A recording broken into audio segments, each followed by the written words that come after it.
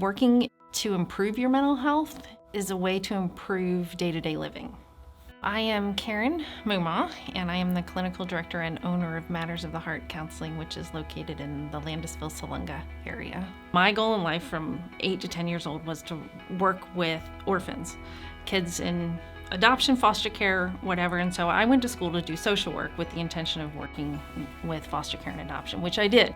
As I continued working in the foster care industry, I realized how few therapists really had good skills to deal with the attachment wounds. So I decided to become a therapist.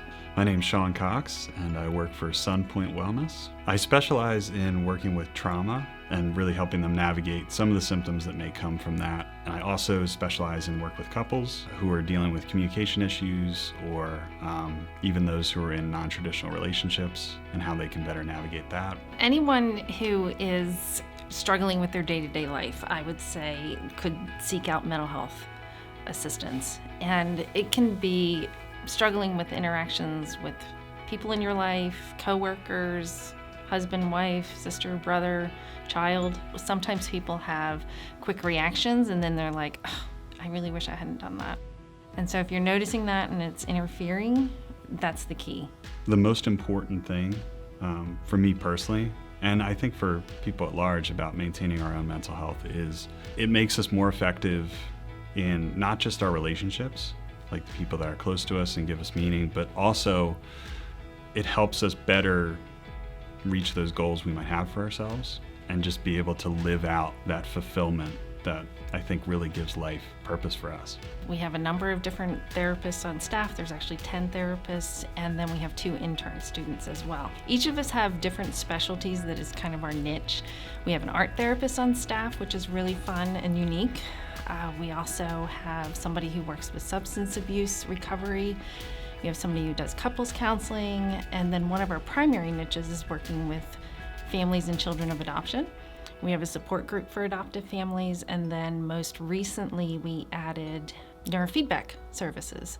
To me, I think mental health typically comes down to the word balance. Mental health, to me, is your emotional and psychological well-being. It's about how do we sync up our cognitive patterns, our emotional patterns, and our physiological responses. It's also just kind of how you view the world. The life experiences that have happened generally are going to influence how we interact with people. It's going to influence our thoughts, it's going to influence our behaviors. The most important way I can find balance in my own daily life is allowing myself time to dissect those things. How am I feeling physically today? What am I maybe thinking about today? And like, what are those trends?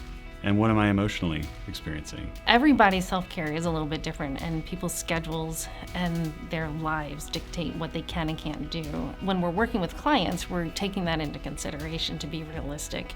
You know, a mom with 5 kids at home, their ability to do self-care is different than somebody who's single. There are a lot of ways we can engage with ways to better our mental health and just our overall health. And they don't necessarily have to be traditional talk therapy. It could be exercise, it could be, having a social group of friends, it could be a lot of things, but I think therapy can be a really effective way for people to actually figure those things out.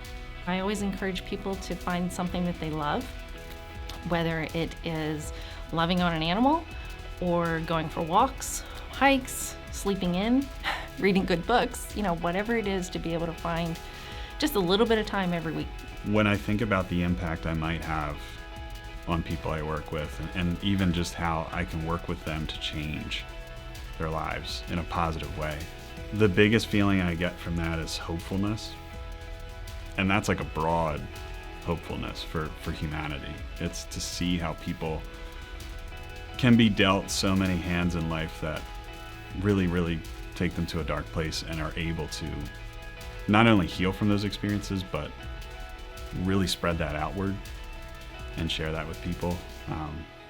And that's an incredibly rewarding part of the work. As the Diversity, Equity, and Inclusion Committee here at Keller Williams Elite, we recognize mental health not as a diversity, but for its diversity. We all play a role as a community, as realtors, and even as human beings to break the stigma of seeking help for mental health. If you or someone you know is considering seeking the services of a local therapist, we've provided some recommendations at the end of this video below.